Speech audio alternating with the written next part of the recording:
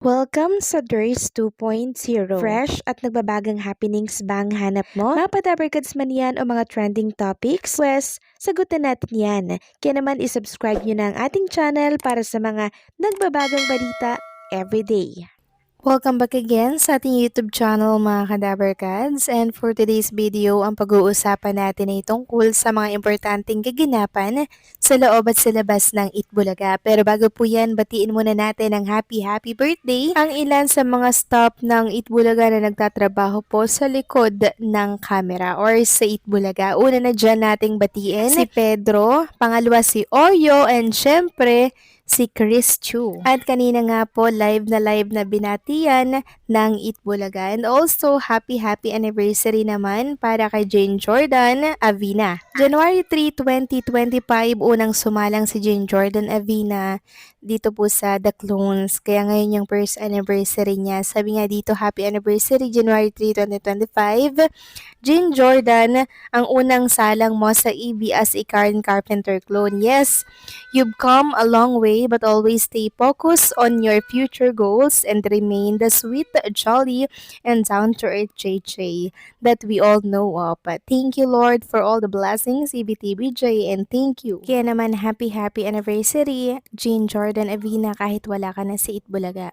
Samantalang ang dami namang fans club ni Matt Monroe ang sumugod po sa Itbulaga live kanina sa studio po ng Itbulaga. Nakiisa din po sila mga Kadabarkads sa ginanap na birthday celebration po ng Itbulaga para kay Matt Monroe or kay Rowell Carino na birthday celebration. Katulad po ng pangako ni Bossing Big Soto kahapon, talaga namang nag-enjoy po ang mga fans club ni Rowell Carino.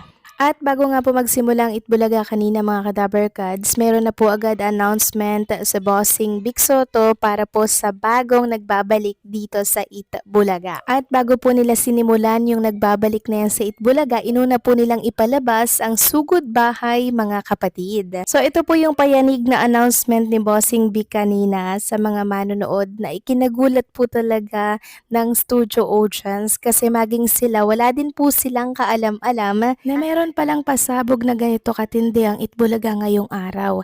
So yun palang magbabalik na yon mga Kadabarkads, walang iba kundi po ang minahal ng mga Dabarkads natin. Walang iba kundi po ang Bulagaan University 2026 na kung saan in-enjoy po ng mga manonood maging ng studio audience. So may kanya-kanyang grupo ang mga Dabarkads natin. Una nang sumalang ang ilan sa mga clones.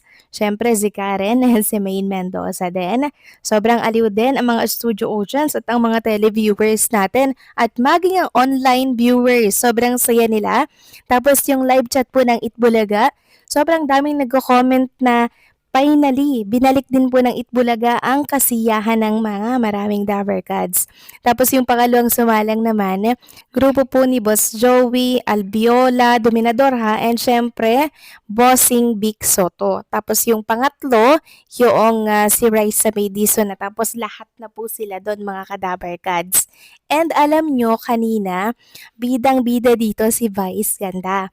Nagtanong kasi dito si Boss Joey De Leon kanina na ano daw po ang ibang tawag sa mga katulad ni Paulo Ballesteros. Wala pong nakasagot mga Kadabarkads. Tapos, binigay na din po ni Boss Joey De Leon yung sagot. Sabi niya, di Boys Ganda na siyang may kaugnayan po mga Kadabarkads kay Vice Ganda. Sobrang nag-enjoy talaga ang mga Dabarkads, maging yung mga Dabarkads host natin, tawang-tawa at bentang-benta din po sa kanila ang mga pakulo na ginagawa po nila dito sa programa po ng Itbulaga.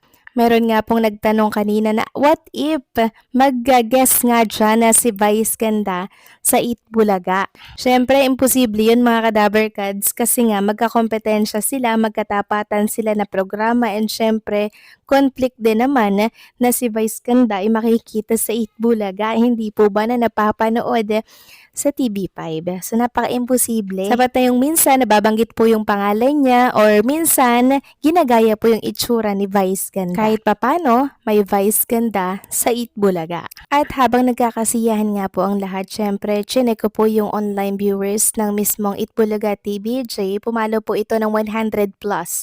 Samantalang ang katapatan po nitong programa na It's Showtime ay nasa 70k lamang po ang nanonood. Ibig sabihin, mas marami po talagang naglipatan or mas maraming nag-enjoy na Dabarkads natin at online viewers, televiewers dito po sa programang Itbulaga dahil sa binalik po nila nga yung Bulagaan University 2026 at hopefully daw every Saturday or kung po pwede gawin daw pong araw-araw ang naturang Bulagaan na ine-enjoy ng marami.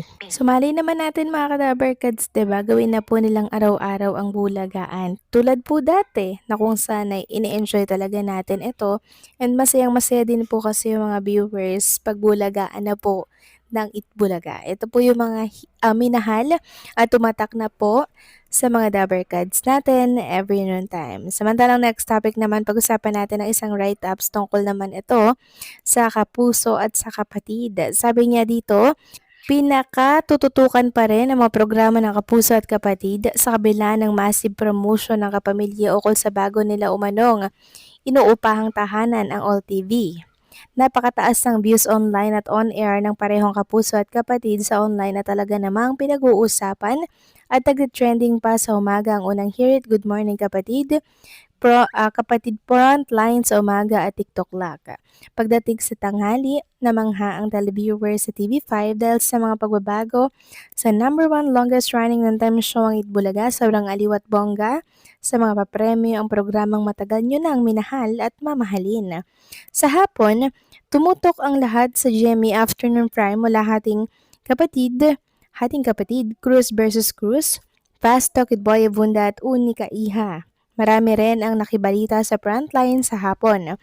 Todo excitement naman ang Family Feud at tumututok din ang buong bansa sa parehong Frontline Pilipinas at 24 oras. Pagdating sa prime time, lahat ng TV sets ay tanging ang mga programa lamang ito ang pumapatok sa buong bayan. Ang Kapuso programs na Encantadia, Chronicles, Sangre, Sanggang Dikit, FRG, Flix sa GTV at sa kapatid program, Totoy Bato at ang pagmalakas ng TV premiere ng Gumburza.